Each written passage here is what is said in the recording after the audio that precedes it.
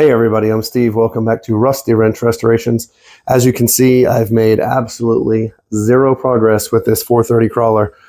Been really busy lately with work. Weather's been kind of crazy, lots of rain, cold days.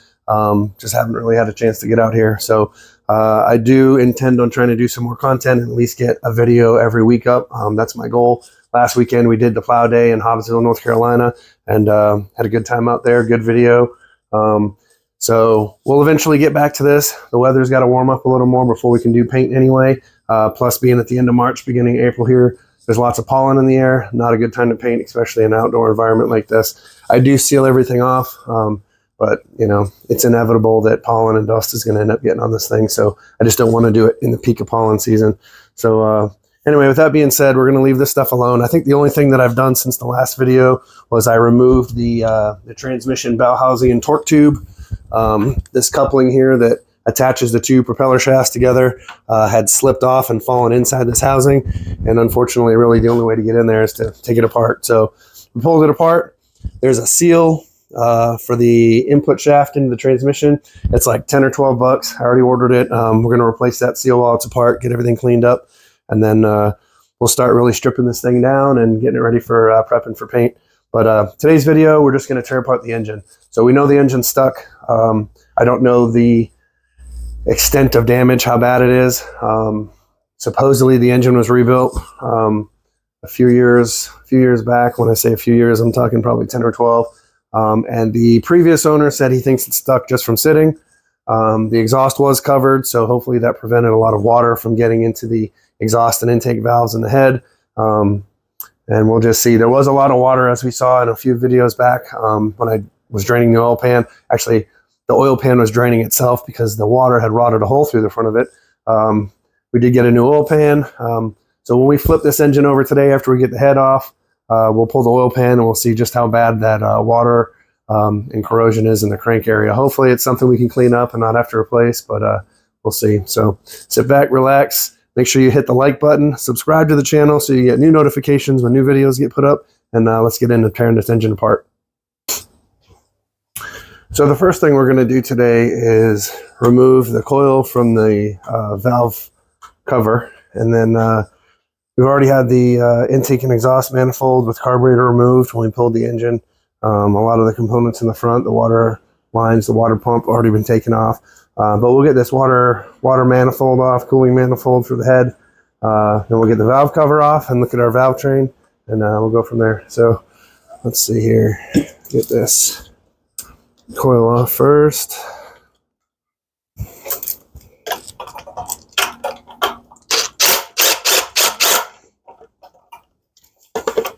Bag and tag, right? Bag and tag. Today I've got a table set up over here that I can put my parts and pieces on, but make sure you bag and tag everything and label it for what it's for, so when it comes time to put it back together again, you don't forget, because I guarantee you will. I guess it'd help if I put this the right direction. All right, dropping parts and pieces, and that one's gone. All right, coil's off. Not that big of a deal to get that off. Let's see what we got next here. Let's do the manifold.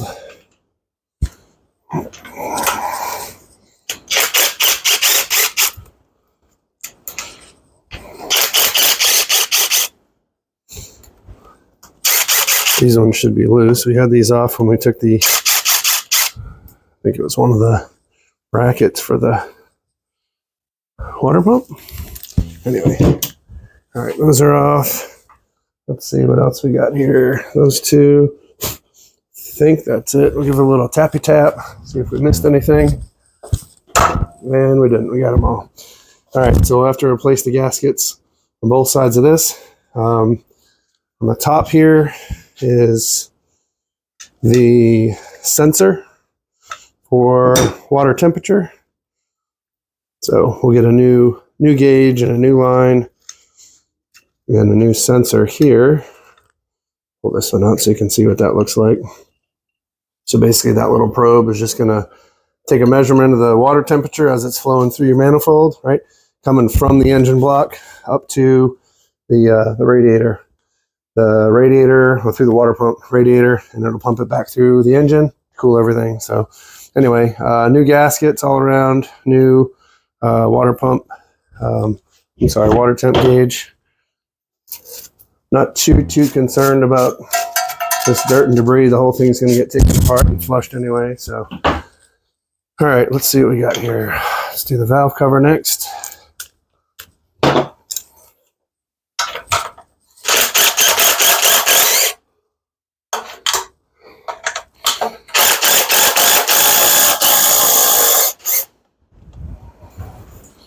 All right.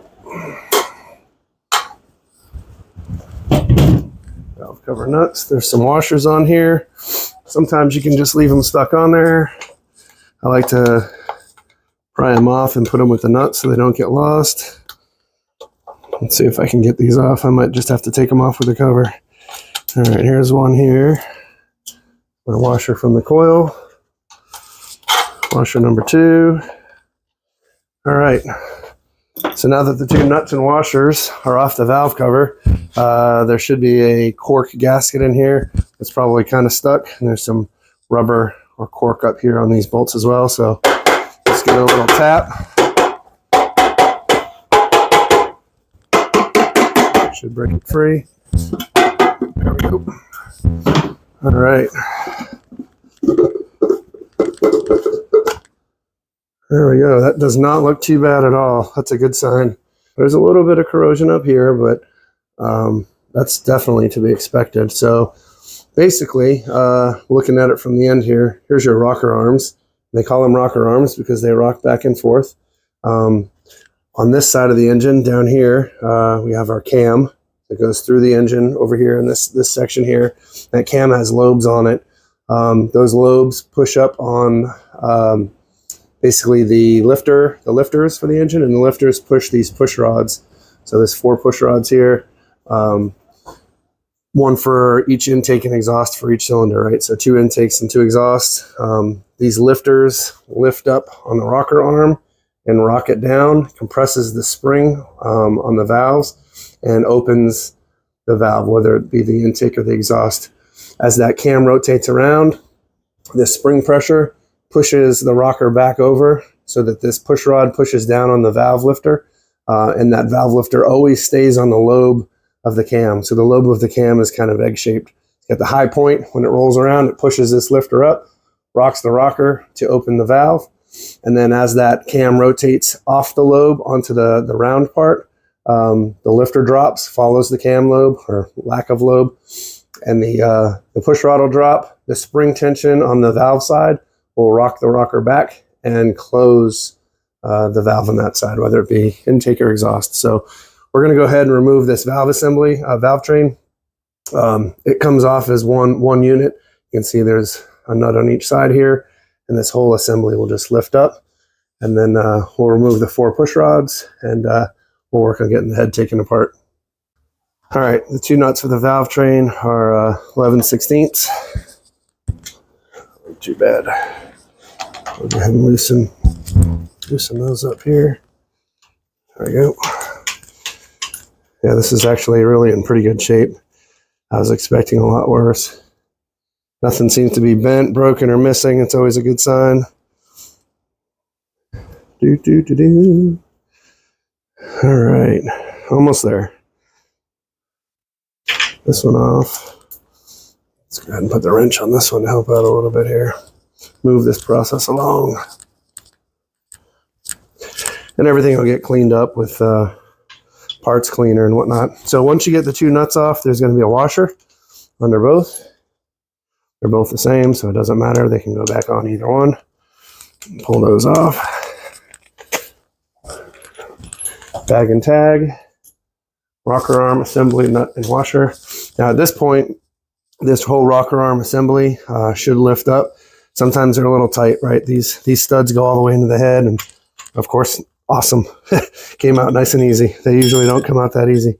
So we're gonna lift this rocker arm assembly off the head, and I can probably show you here a little better example of the rocker arms, of how they would rock back and forth, right?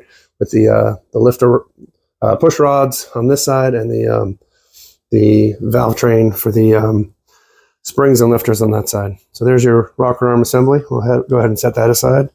So the next step is going to be to remove the 4 push rods. One thing I like to do to keep them, ensure they go back in the same spot again, is to get a simple little priority mailbox, and I'll label it 1 through 4, with 1 being the front. So when I pull these push rods out, I have holes punched in the top of the box, and I can just slip these push rods right into the box here. All right, that'll ensure that I put the same push rod back in the same spot. It is recommended to do that with some of these components. They go back in the same spot they came from. Everything wears a little bit of different each time. So anyway, good way to keep your push rods organized. All right, so this next part you can do one of 2 ways. One, the valves are still in place with the springs and the keepers. You can try to compress these springs and remove the keepers and pull the tension off the valves, and then the valves will be dropping out the bottom. It's just kind of a pain. It's just easier to do that process when the head's off. So the way we're going to do it is we're going to remove the head first, and then once the head's off, we can go through with the valve spring compressor and remove the keepers and the springs and the valves from the head assembly. But before we can get there, we have to remove the head bolts, right? So on this engine, there's 4 external and 3 internal. And internal meaning these 3 bolts are covered by the valve cover. You don't see them from outside the engine. The thing I want to have you keep in mind is when you start loosening these head bolts, the valves are still underneath the head at the engine block level, right? So when you start, and there's spring tension on them. So as you start loosening these, you're going to see the head start to lift up from the cylinder block itself, right? So just be mindful of that. You don't want to put any undue stress on the valves themselves. So just, remove these in kind of a star pattern once you get them loosened up, and try to see if you can get that valve loose, or the head loose from the cylinder block. So let's see here. We're going to try to do the work smarter, not harder, and use a little extension on here. Try to break these free. Like I said, I'll just go around and break the torque on all of them, and then we'll kind of take them out in a star pattern after that. Things are definitely a lot more critical when you start putting the engine back together. There's obviously going to be torque specs and torque sequences during the removal process. Not too worried about that. And again, I'm usually a pretty big stickler and OCD about cleanliness, but this whole thing's going to get cleaned up. So I'm really not too worried at this point about parts and pieces, little dirt, debris, and stuff getting inside the engine. So, all right. I think they're all pretty loose. You can go ahead and get the impact here. Just drive them out. Should be fine.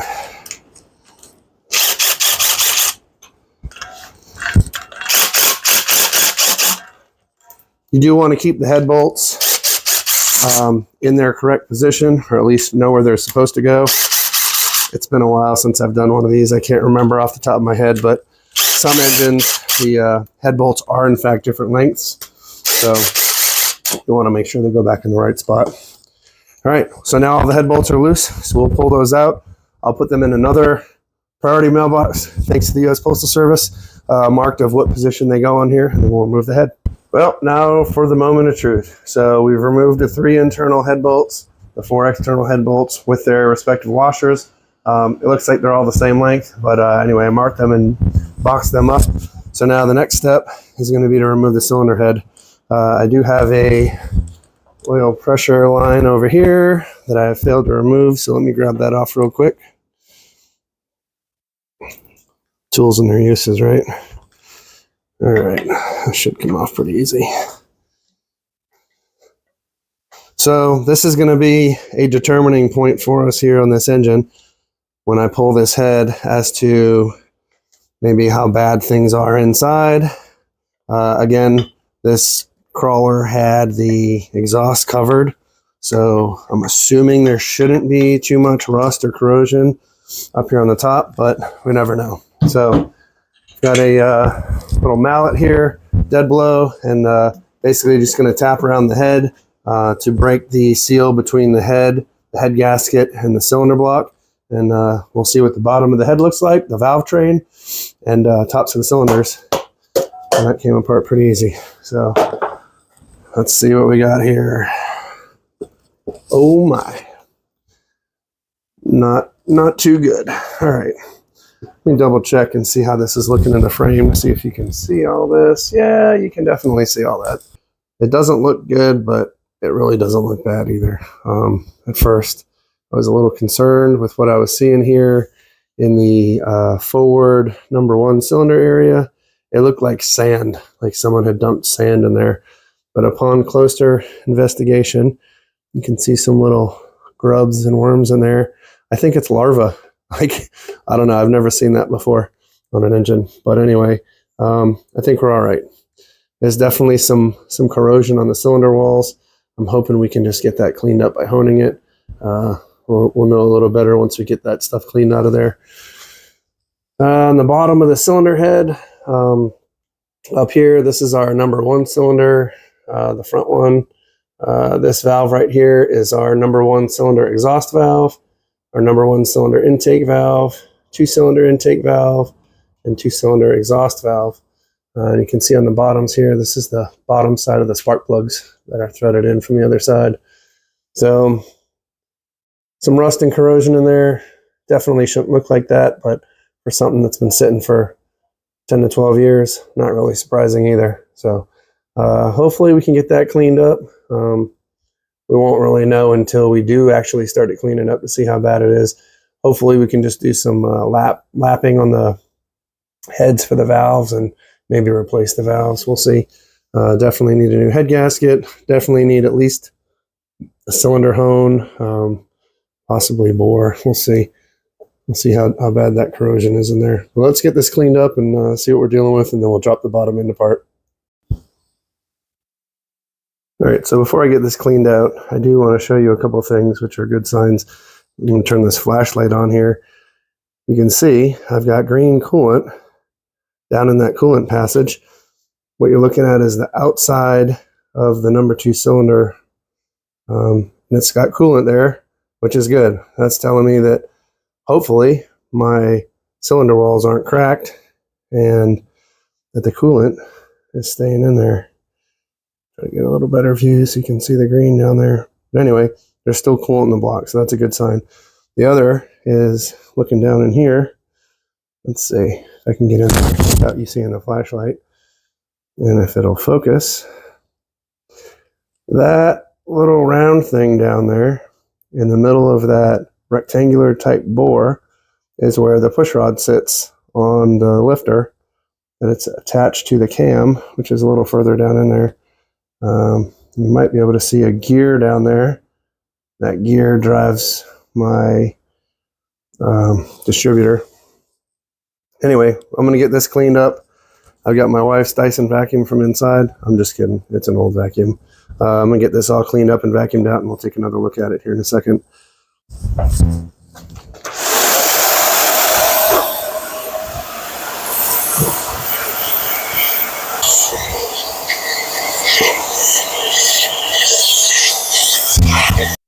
So we got the cylinders cleaned out, and I got a little wire brush to kind of get into these corners here. I don't know. It's not looking too bad. I think we might be able to get away with honing it. We'll see. I tried to look on the pistons here. Usually they're stamped. If they're standard or oversized, I don't see anything. There is some pitting in the top of them. We're just going to have to see. I think the stuff on the sidewalls will clean up. But again, once it's disassembled, we'll take some measurements and kind of see what we're dealing with. The biggest thing to remember is for the 420s and like this one, the 430, the pistons are aluminum. The block is steel. The cylinder wall is steel. So sometimes you have some dissimilar metal corrosion, if you will. And then they get stuck like this, even just from sitting. So you'll see a lot of people that want to put a tractor in gear and pull it to try to unstick it. Or they'll start hitting stuff with blocks of wood and mallets, and it's just really not the best way to go about things. So I'm going to flip this engine over. We'll take the oil pan off and see how bad things are looking on the bottom end. But I think really what I'll probably do is I'll just put a nice little concoction of automatic transmission fluid, some acetone, maybe some Marvel mystery oil, and we'll let it soak in here for a little bit. And we should be able to push these cylinders out the bottom once we get it apart. Another thing to remember too, if you try to push the cylinders out the top, sometimes the top of the cylinder block will have like an edge. You can ream that off, but just know that that's there. If you're trying to push it up from the bottom, the piston rings will get stuck on there and won't come out too easy, lead to more breaking things. So anyway, let's flip this thing over, pull the oil pan off, and see what we're dealing with. Pretty windy day out. I'm sure the camera's moving around and you can hear the wind whipping in the background.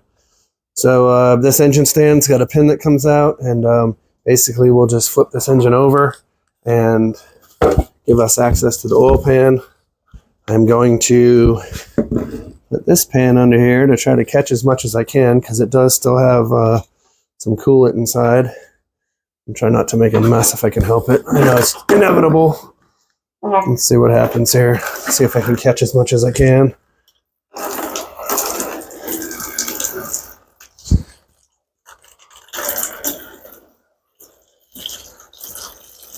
I'm just glad to see there is still coolant in there.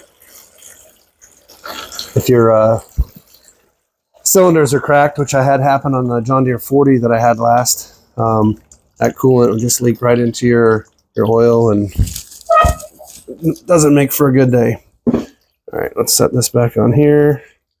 Do a little balancing act. Flip this over. Alrighty. Looking good. Now that we've got it flipped over, we'll just use our socket and ratchet here. It's a, let's see what size this is. Pretty small, probably 1/2 inch. Yep, 1/2 inch.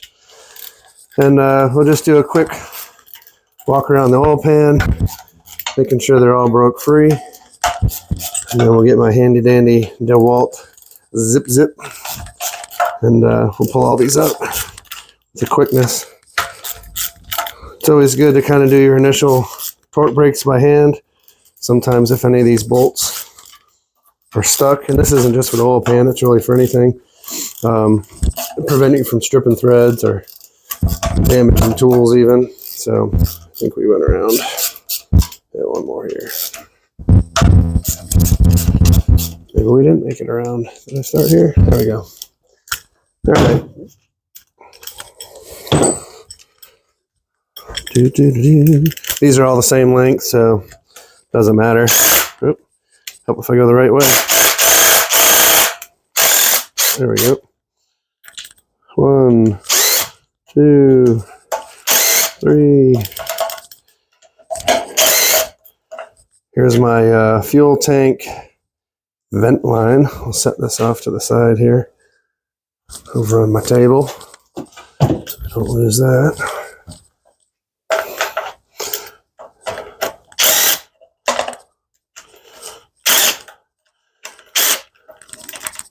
It's definitely a lot easier getting these oil pan bolts out with the engine upside down like this. Usually when I do this, it's still installed on the tractor and I'm laying on the ground. And it's just a simple quart gasket that goes underneath this pan.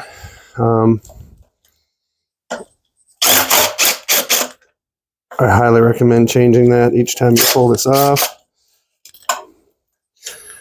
No RTV. No RTV needed. Although it seems like that's what everybody uses. All right, last one. So let me gather these bolts here real quick so I don't lose anything, including this broken washer. I always replace this hardware. I mean, it's cheap enough. I just take it down. There's a place by me that sells nuts and bolts, and I usually just bring them a bag and say, hey, I need 20 of these or whatever. But it's always good to replace that stuff. All right, now for the scary part. And I made a mess, as usual. All right, let me clean that up, and we'll pull this pan off and see what kind of nightmare we're dealing with. So yeah, things happen, oil spills, messes get made.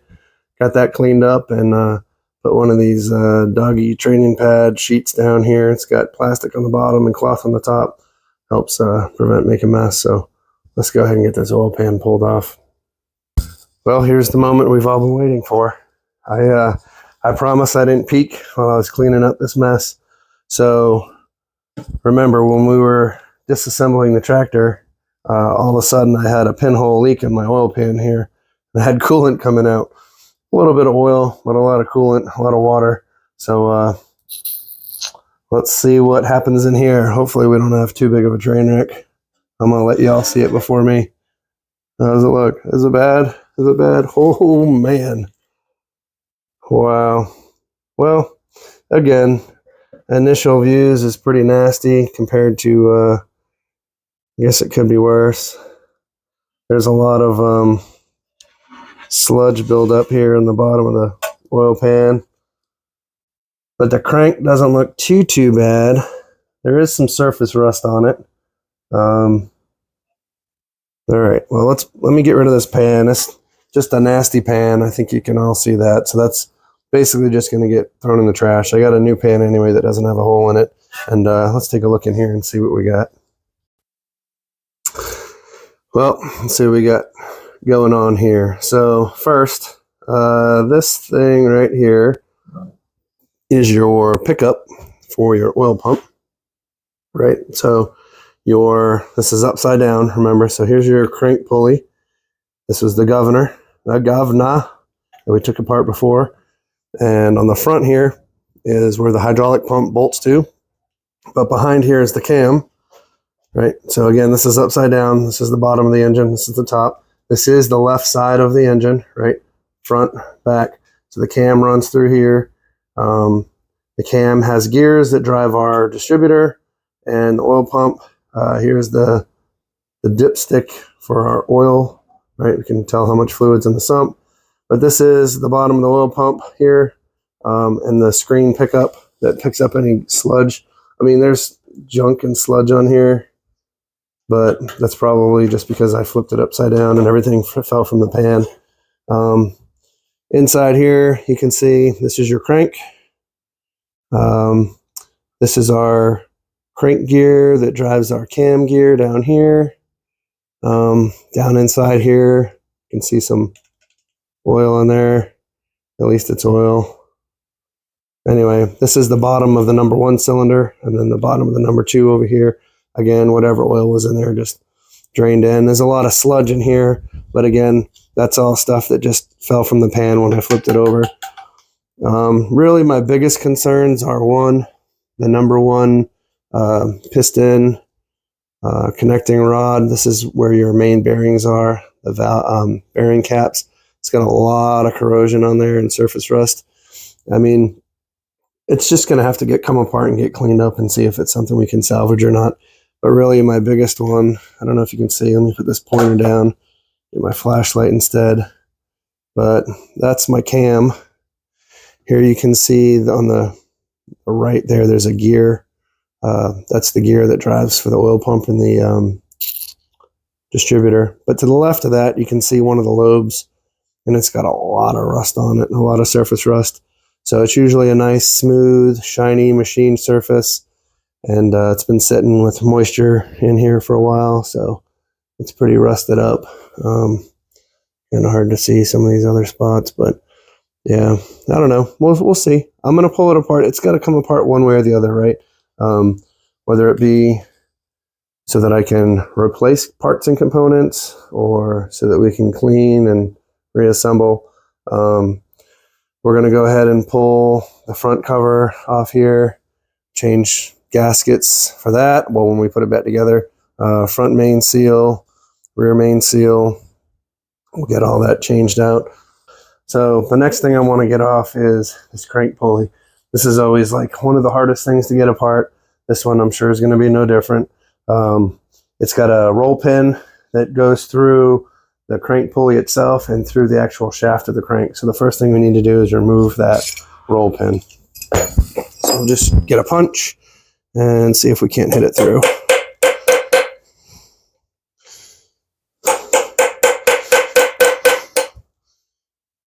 Of course, it wants to be stubborn. Let's try a different punch here.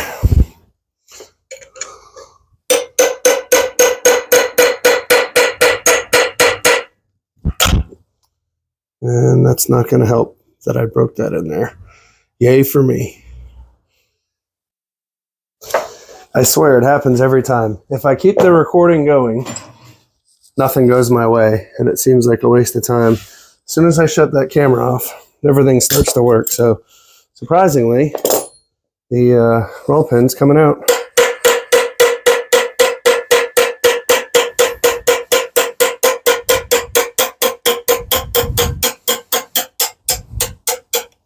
See if I can catch it on the back side. There we go. There's the roll pin. Nice and warm still. That usually never happens. I didn't even have to put a single drop of penetrating. All right. Let me put this puller on here, and I'm sure since I'm recording, it's probably not going to come off. And as soon as I shut the camera off, it'll pop right off, which is fine. I'm all right with that. Let's see here. This isn't really the right one for this, but we're going to make it work. All right. Put this puller in here.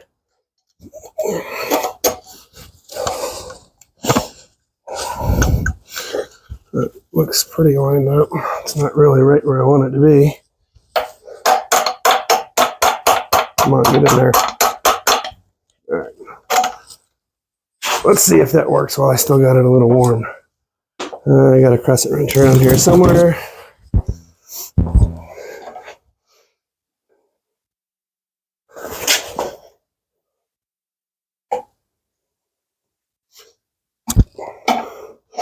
We got kind of a junky puller here. It's just stripping on this end here.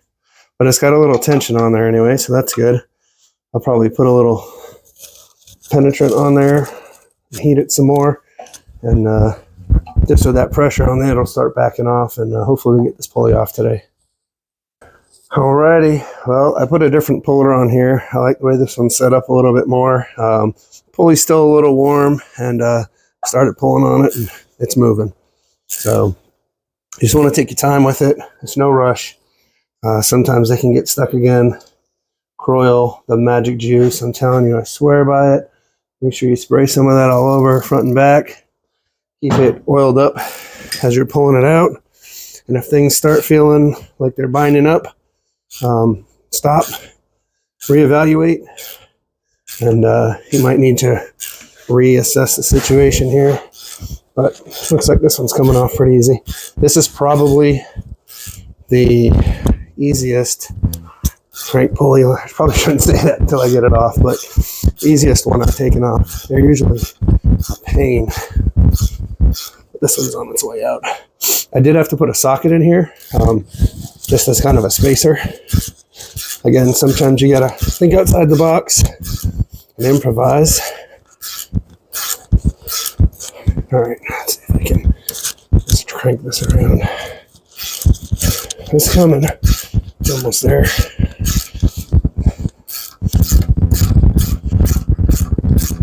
When it comes time to put this back on, I highly recommend putting this pulley in an oven, heating it up, and that'll allow it to expand enough where it'll pretty much just slide back onto the shaft. My hand. Sorry for the heavy breathing. And there you go. Pulley's off.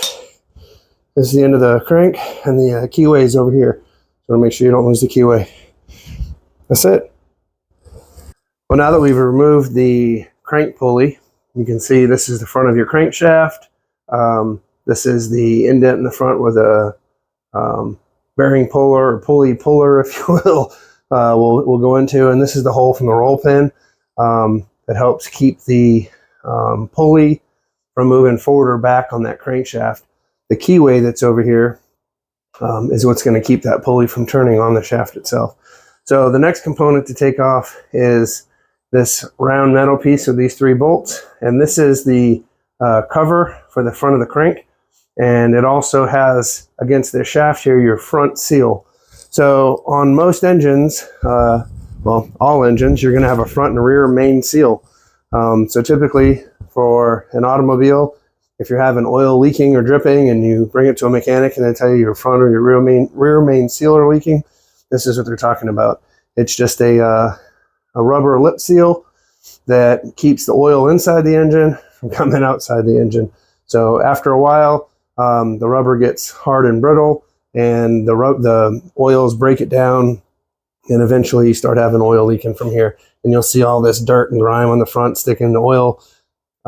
Leaks on the engine, dirt and dust stick to it, and it just builds up all this residue and everything. So anyway, let's go ahead and remove this cover here. It's 3 quick bolts or nuts here. Make sure you don't lose the washers. And we'll probably need, if I can get this nut out of there we go, a little flat tip to help pry that cover off the front of the engine block. Let me see if I can't get this nut out of my socket so I can bag and tag. Hey. All right, let me get this out of here, these nuts off, and then we'll resume with our regularly scheduled program. So now that we've taken the 3 nuts off, and I used my flat tip to, oh, I skipped one here. Get these little washers off here. Throw this in the pile. The next step would be to remove this cover. However, as I told you, there's a key over here. So we need to remove that key from the key shaft real quick. Get this out of here for you. All right, there it goes. So let me pull this out of my oily mess here and show you the half moon key. It sits down inside that crankshaft. So the next step would be to get that front main seal cover off. All right, so this will just slide right off. And you can see on the back side that rubber lip seal that's inside there. Actually, it doesn't look like it's in too bad a shape, but anyway, that rides on the crankshaft here and prevents oil from leaking out. So, gasket here. I replace all these gaskets, but every once in a while you come across some that you just can't find at the time. I'm using way too big of a screwdriver for this here. But anyway, I always try to save them as best I can, because in the event that I can't get a new one, which I know I can for this one, I can always use this as a template to make my own. So anyway, now that the front main seal cover is off, we had already removed the distributor and the hydraulic pump. So the next step is we're going to remove the bolts to take this front cover off the engine.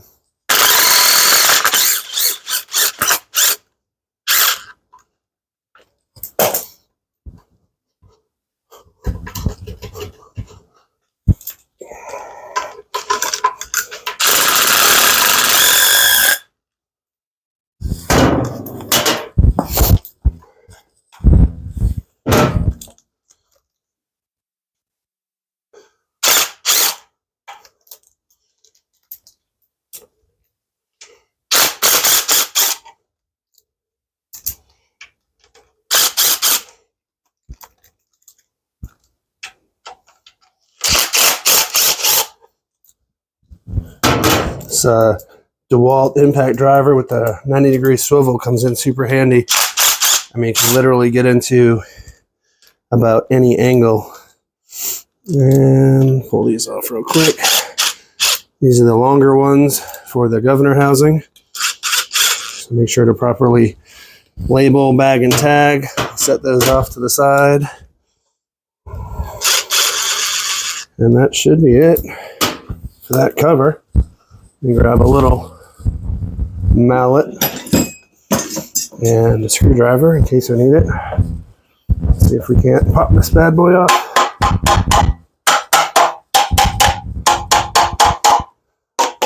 All right. Come on, buddy. You can do it. Let's find a little crack in here. Sorry about the solar panels on the head here. Be out your way in a minute. There we go. I believe there's some alignment pins in here. So be wary of that as well as you're pulling and prying and prodding. You don't want to bend the cover. Just kind of work your way around. There we go, got one there. This pin at the top's the one that's going to fight me a little bit. Switch these around. There we go. You can see this little alignment pin. It aligns not only the governor housing, but also this plate on the front. I think there's one at the bottom too. We'll find out here. Yeah, it's down in this bottom left corner, bottom right, if you're on the tractor. So again, just try to work your way around. You don't want to bend this cover. There we go, that's popped off. And there she goes. Get a little more on the top here. Voila. So here's the back of the cover. Nothing too crazy. There is a gasket that goes on there. You can see they had some black, it's not Permatex, it's probably like, I can't even think of that stuff right now. But anyway, there is a gasket, excuse me, that is a horseshoe type gasket that goes around the back of this cover. It is open on the bottom because you have your oil pan cork gasket that'll seal that flange. So now that that's off, we can see the crank shaft.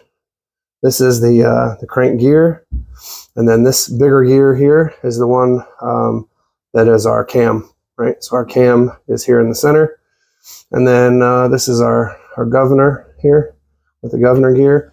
So just be mindful. I'm not too worried about it now. We're taking it apart. It's all going to get cleaned and refurbished. But when we do reassemble this, everything has to be timed. And what I mean by timed is, you know, the governor, the cam, the crank, all have to be timed so that as the crank's spinning, we don't have pistons hitting valves that are open, right, and bending and whatnot. So we'll go over that whole process when we get there. There's little machine marks on here. There's a little dot. I know you can't see it, but we'll try to make it so you can. Let's see. It's going to be right above my fingertip here, if I can get into the view. See that little dot that's in the gear? So that's one of the alignment dots.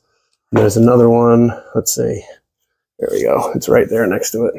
So you can see on the crankshaft gear, you can see that little dot. So basically that dot with that tooth is going to go inside this valley with that dot, right? So that's how you're timing. But obviously this crank gear is smaller than this bigger gear. So, you know, you're going to have some other timing things to do. The distributor, sorry, crazy video shots here. Distributor's got to get timed, oil pump. So there's a lot more to it than that. But now that we got that cover off, we're going to stop there for now. I can probably pull this one out for the governor if it'll slide out for me. Of course, now that I'm videoing, it won't. Let's see if I can set this up so that you can see it here. Here we go. Let's see if I can get it out. It should just slide out. But of course, it's probably going to fight me here a little bit. There we go. And a little shim behind there. So you can see just the corrosion, the surface corrosion from not having oil on it sitting so long and then having moisture in there.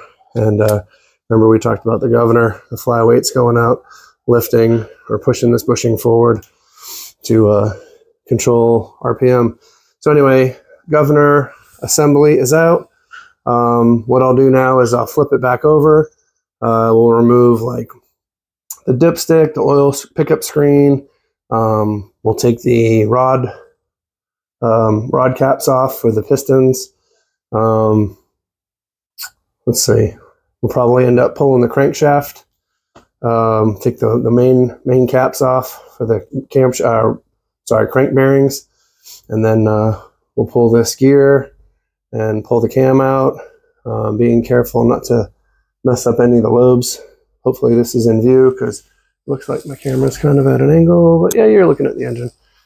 So I probably could have prepped this a little better, but the next part that I'm going to take off is this rear main seal cover, right? So as you can see here's your block, and then this cover is separate from there. So there's 5 bolts on here, 2 on the bottom, 2 would be on the top, and 1 at the top in the center, which is actually the bottom because I flipped the engine back around again. But anyway, those bolts have, you can see these like locking tangs. So you want to make sure the tangs are bent down and then remove those 5. So what I mean by I could have prepped this better was when I had the engine either hanging on the lift or on the ground, when I removed the flywheel, which was this big old heavy thing over here, I could have taken that opportunity to punch these tabs over and at least loosen these bolts, right? So I'm just going to kind of fight with it because it's in a weird area here, but we'll go ahead and pull those off, and then I'll show you what the rear main seal looks like.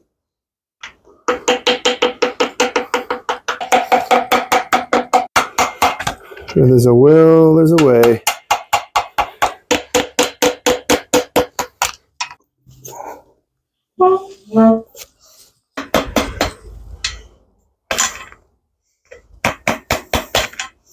Definitely recommend doing this before you put it on the engine stand. There we go. 3, 4. There we go. This last one wants to be a bugger. Just gotta work on getting them out like quarter turn at a time, so I won't bore you with all that. Pretty much we just work on getting that cover pried off. There's 2 dowels in here, 1 on each side. You want to make sure that, again, you don't bend this rear cover when you're trying to get it off. But basically, I'm going to pop it off those dowels. Now that shiny part you see there is the back of the crank, and that's where the rear main seal rides.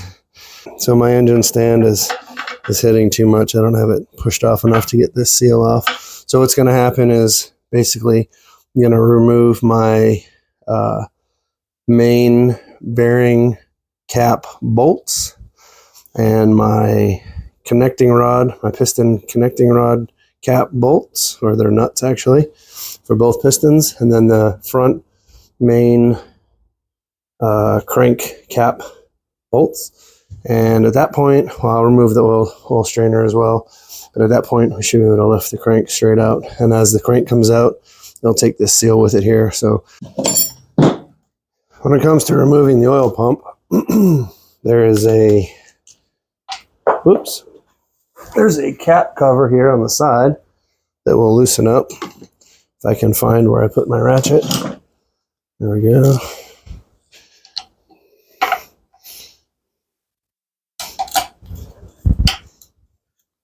So once you get this cover off, there's a Allen head screw here that we're going to remove. When we pull that Allen out, it's going to allow us to pull this oil pump out of the block. There is still a good chunk sticking out of here, so I might be able to get a flat tip and see if we can't drive it around to unthread it. Let's see here. Sorry about the banging.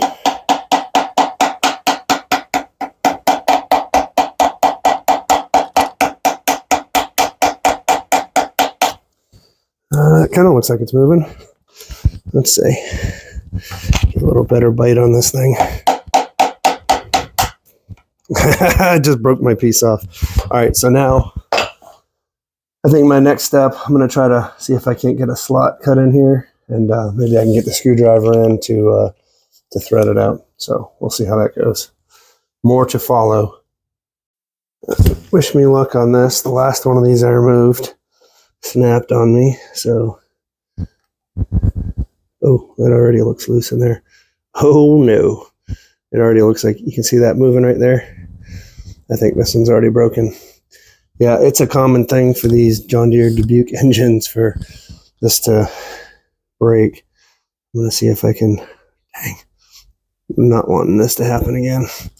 All right, let's see, we can get a little bit of torque on there.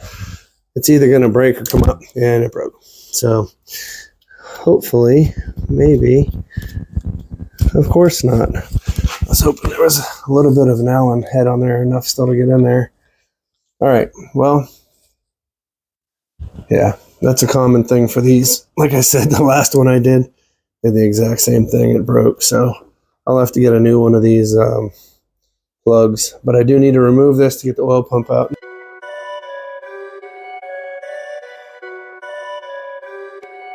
Basically, I cut a slit across the casting and the bolt there. Was able to get my flat tip in here.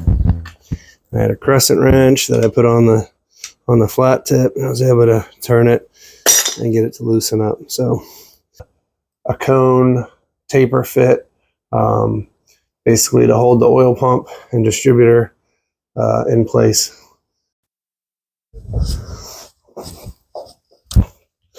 All right, next step, we're going to use the impact here because these nuts are really stuck.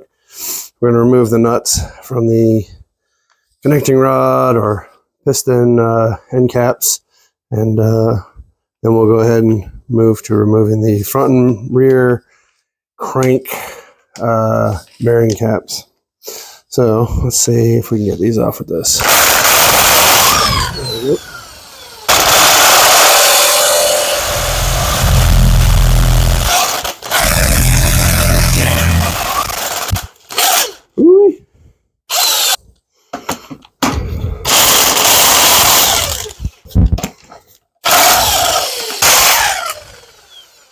One, two, three, four. Should be able to rock that and pop that out. Oop, it's getting there. It's wiggling. Here it comes.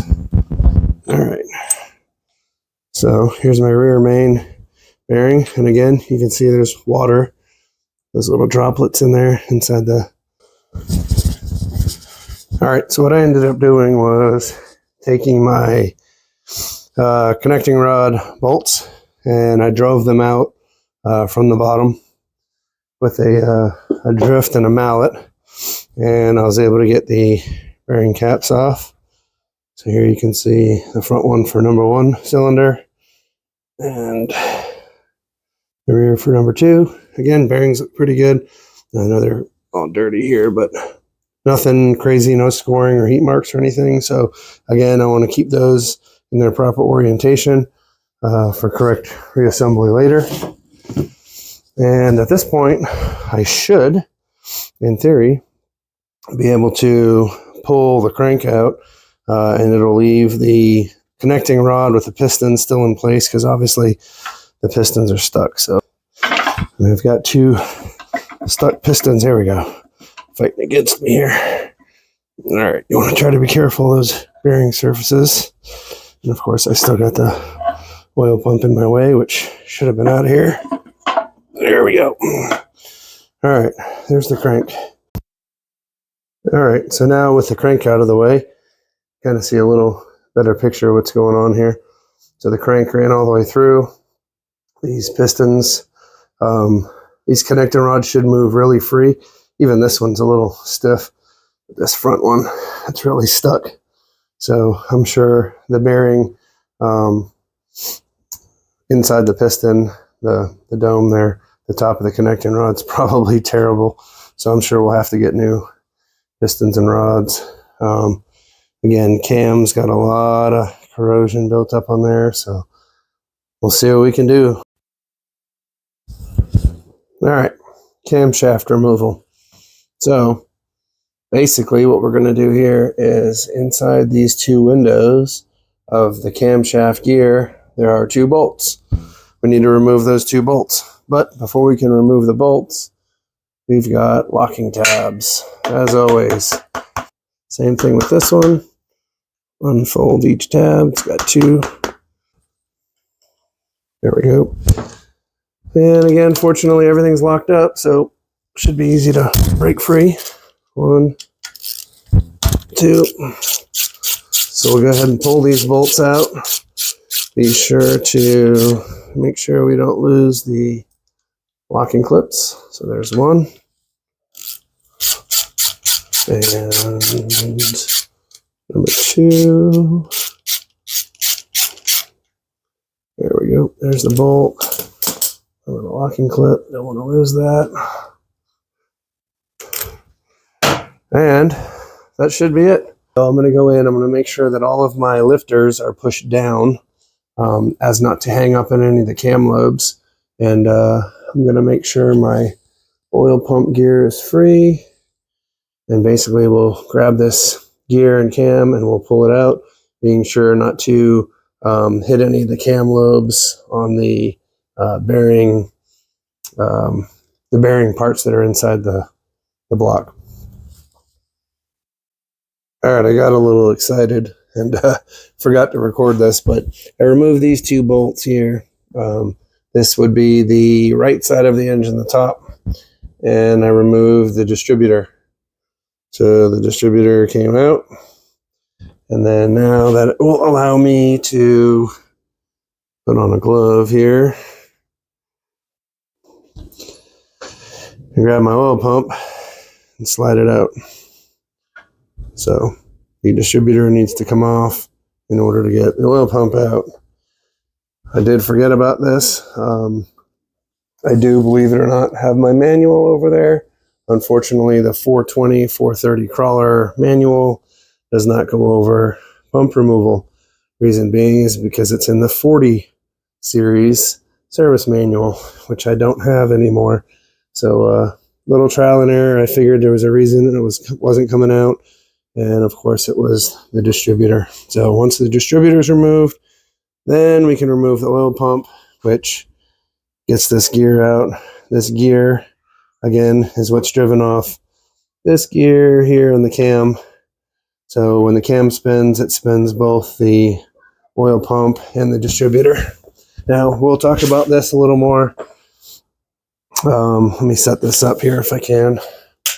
So we'll talk about this a little more when we reassemble, but the oil pump will be down inside the engine block and the distributor is on the top. You can see on this distributor shaft, there's two keys. So as much as I love John Deere, International Harvester got it right when they made both of these, let me get it in the frame, both of these little keyways different.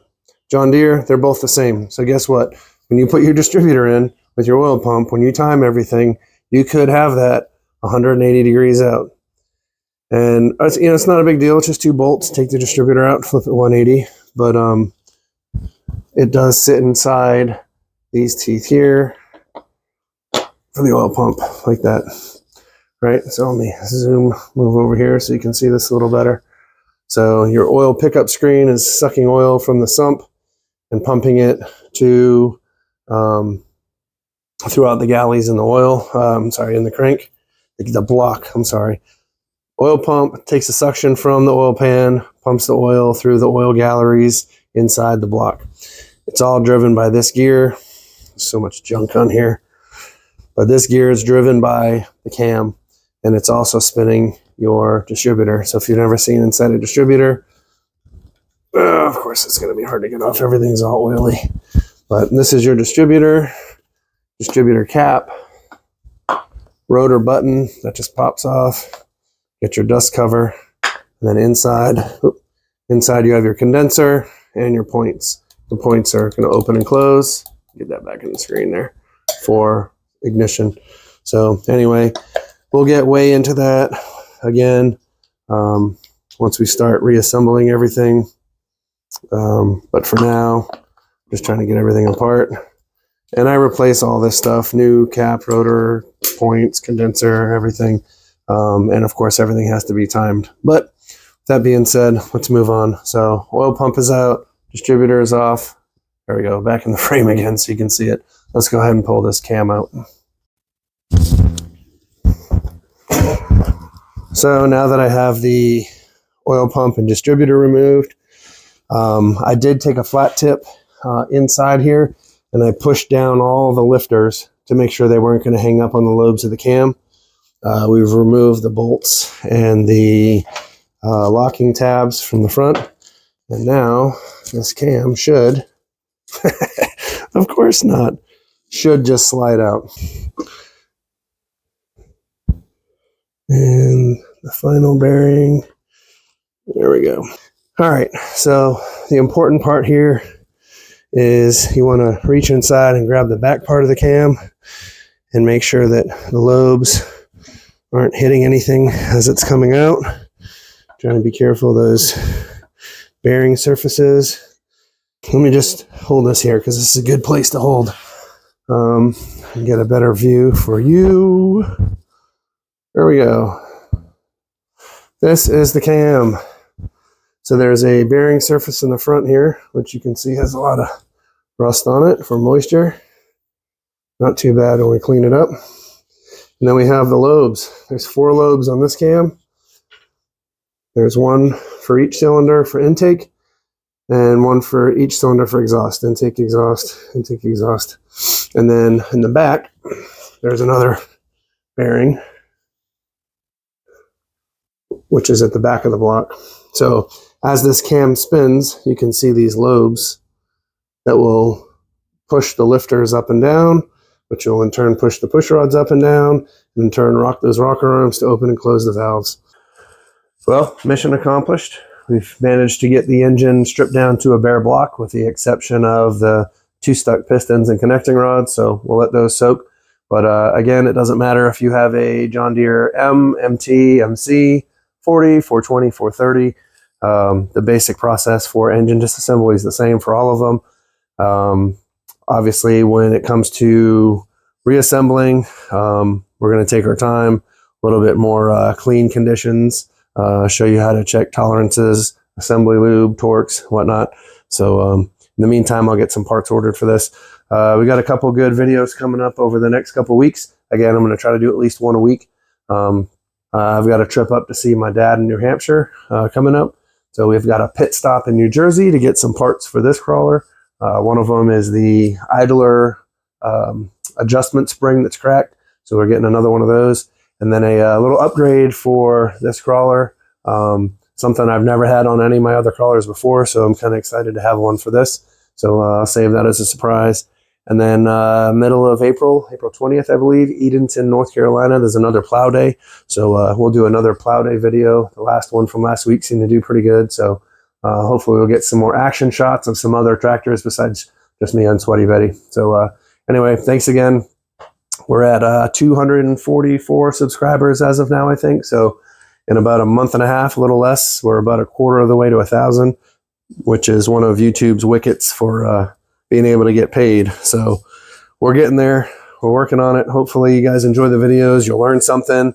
Again, this whole thing at some point is going to get put back together, fully painted and restored, operating, bringing it to shows, bringing it to plow days, and having a lot of fun with it. So stand by for the journey. Looking forward to it. I appreciate it. Thank you again. Peace.